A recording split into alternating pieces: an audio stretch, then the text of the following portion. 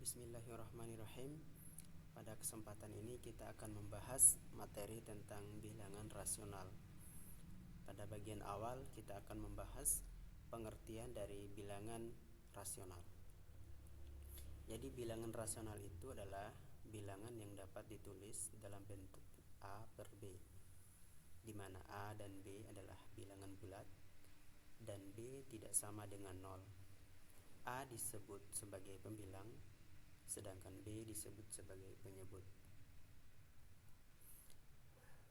Jika diubah ke bentuk desimal, jadi bilangan rasional ini jika diubah ke bentuk desimal akan berhenti di satu angka tertentu atau akan membentuk pola yang berulang secara teratur. Jadi bilangan rasional itu selain dapat ditulis sebagai bentuk pecahan, juga dapat diubah ke bentuk desimal. Di bentuk desimal itu ada dua kemungkinan, dia akan berhenti di satu angka atau akan membentuk pola berulang secara teratur. Contoh 2 itu dapat diubah bentuknya menjadi 2/1 atau 4/2 atau 6/3 dan seterusnya. Contoh yang kedua, 1,5 dapat diubah bentuknya atau dapat ditulis dalam bentuk 15/10 atau 30/20 atau 3/2 dan seterusnya. Sedangkan dalam bentuk pecahan kemudian diubah ke bentuk desimal, misalnya 5/2 ini dapat diubah menjadi 2,5. Itulah maksudnya kalau diubah ke bentuk desimal akan berhenti di satu angka tertentu. Sementara contoh yang berikutnya yang keempat, 1/3 jika diubah ke bentuk desimal, dia akan membentuk pola yang berulang secara teratur. Itu di sini 1/3 itu sama dengan 0,3333 dan seterusnya. Jika dilanjutkan akan tetap menghasilkan 3.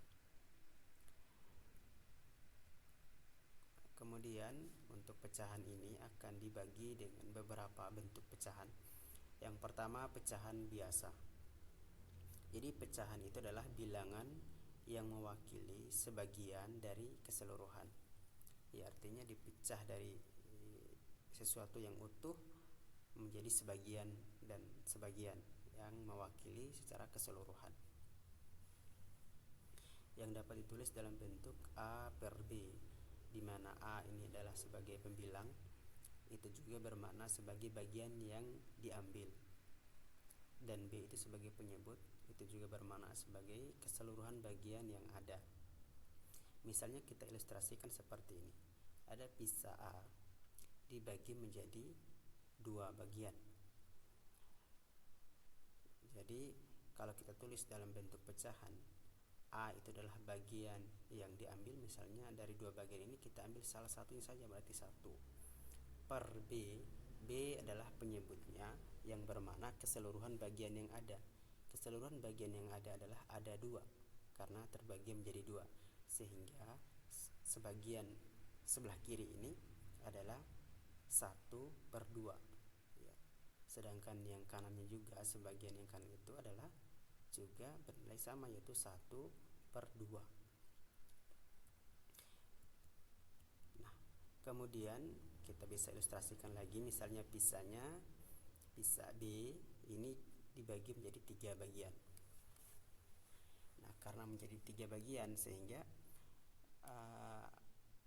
A per B itu A adalah sebagai pembilangnya, itu adalah bagian yang diambil, misalnya salah satunya kita ambil dari 3 bagian ini, berarti A nya 1 per B. B adalah penyebutnya, adalah sebagai keseluruhan bagian yang ada, berarti keseluruhan bagian yang ada adalah ada 3, berarti 1/3, sehingga satu pizza dibagi menjadi 3 bagian, setiap bagian itu adalah besarnya 1/3 ya, 1/3, 1/3 dan 1/3.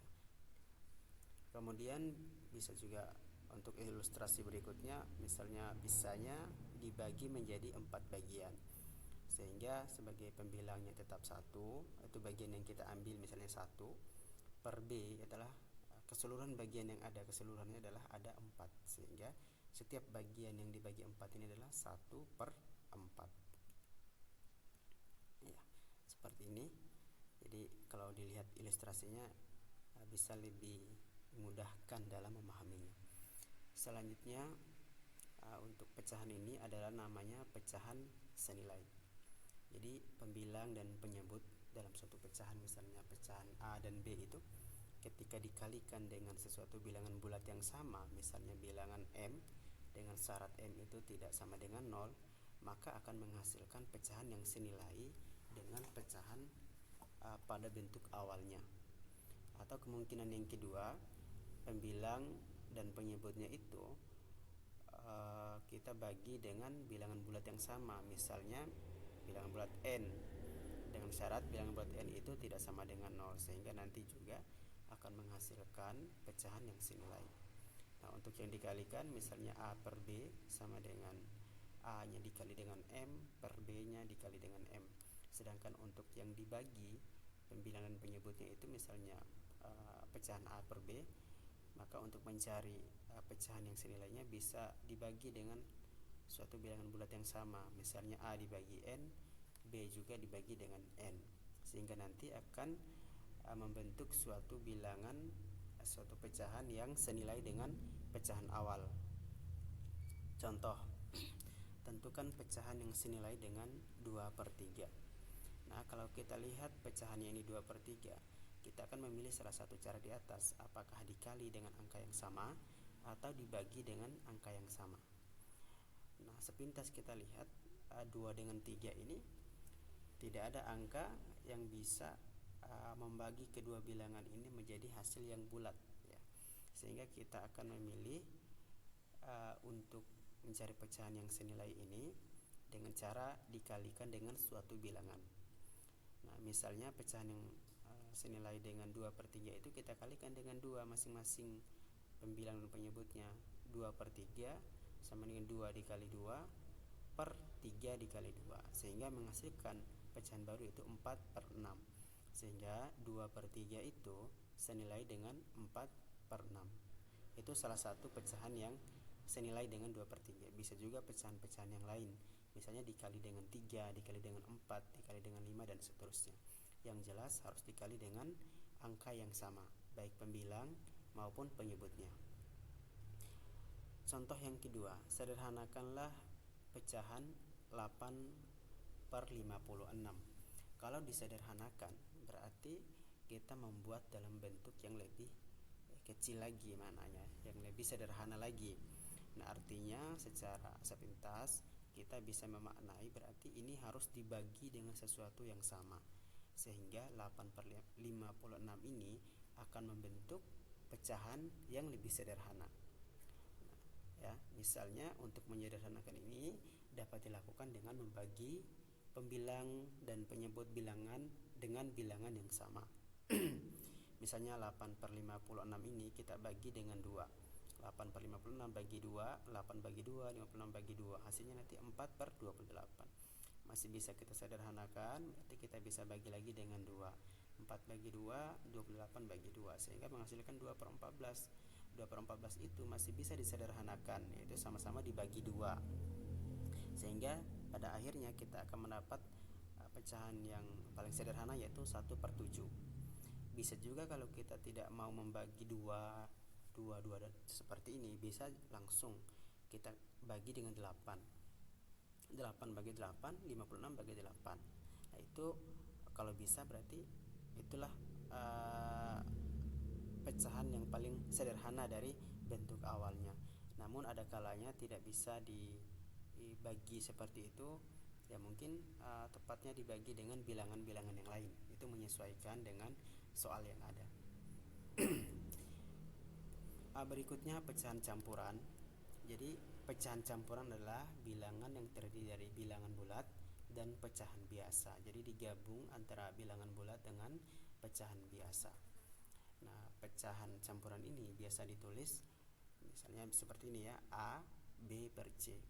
Ini bisa kita ubah ke bentuk pecahan biasa dengan cara mengalihkan A dengan penyebutnya A dikali C, kemudian dijumlahkan dengan pembilangnya yaitu B. A dikali C ditambah B per C. C ini adalah penyebut dari pecahan campuran di awal, sehingga tetap berlaku sebagai penyebut di pecahan biasa yang sudah kita ubah. Contoh soalnya, tuliskan pecahan 32/5 dalam bentuk pecahan campuran. Jadi dari pecahan biasa diubah ke bentuk pecahan campuran. Caranya seperti apa? Kita bisa membagi 32 ini dengan 5. Jika 32 ini dibagi dengan 5, maka akan menghasilkan hasil 6. Hasil pembagiannya itu 6, karena 5 kali 6 itu adalah 30 dan sisanya 2, sehingga dapat ditulis menjadi 32/5 sama dengan 6. 6 itu hasilnya, kemudian 6 2/5. 2-nya berasal dari sisa dan 5 ini sebagai pembagi tadi.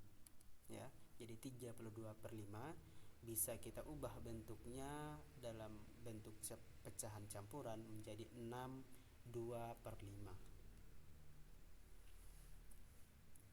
Selanjutnya kita akan membandingkan dua bilangan bentuk pecahan.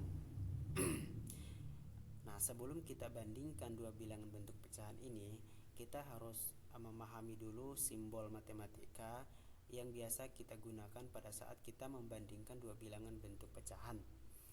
Misalnya ada simbol lebih besar dari, kemudian ada simbol kurang dari, kemudian ada simbol lebih dari atau sama dengan, dan ada simbol kurang dari atau sama dengan.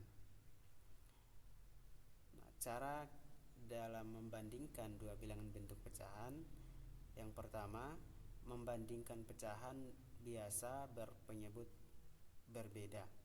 Jadi membandingkan pecahan biasa berpenyebut berbeda.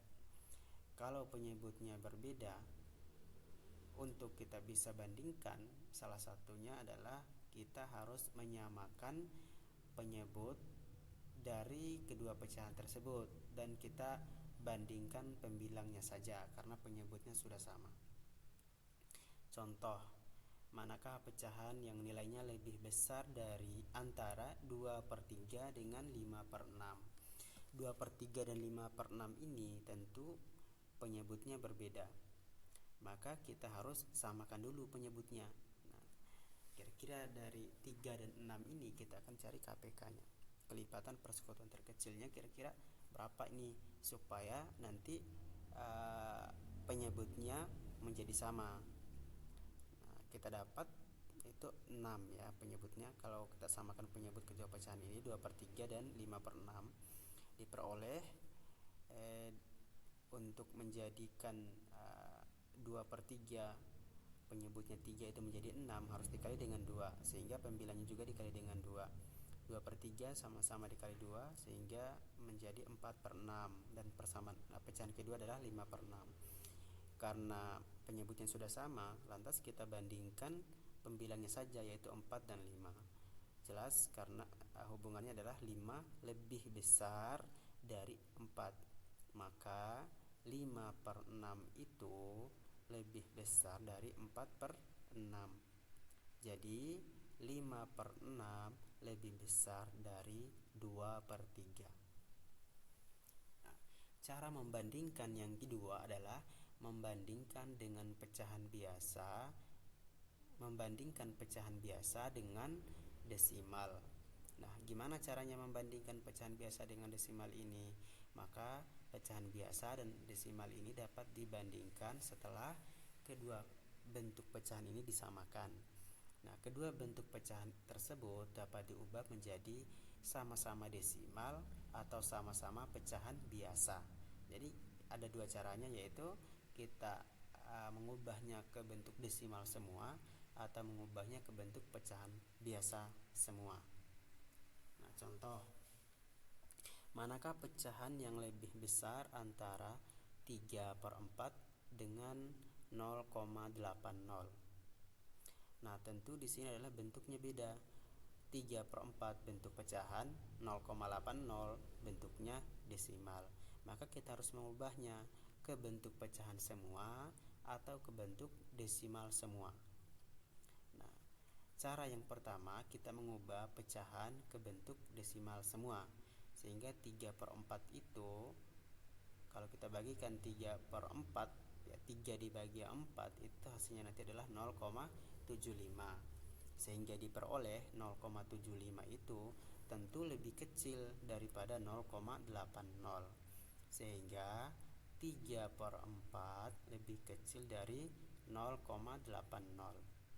Nah, cara yang kedua kita mengubah dua pecahan itu menjadi desimal semua atau menjadi pecahan semua ya. Itu mengubah desimal ke bentuk pecahan. Itu 0,80 tadi kita ubah menjadi bentuk pecahan, itu berarti 0,80 itu sama saja dengan 80/100. Dan 3/4 itu kita ubahkan juga ke penyebut yang sama ya, menjadi 100 dari penyebutnya 4. Sehingga 4 itu supaya jadi 100 berarti dikali 25, sehingga penyebut dikali 25, pembilang pun dikali 25. 3 kali 25 sama dengan 75, per 4 kali 25 sama dengan 100, sehingga diperoleh 75/100. Jelas dari sini kita membandingkan pembilangnya saja karena penyebutnya sudah sama, yaitu sama-sama 100, sehingga diperoleh 75 kurang dari 80, sehingga 3/4 lebih kecil dari 0,80. Itu saja yang dapat kita bahas, semoga bermanfaat.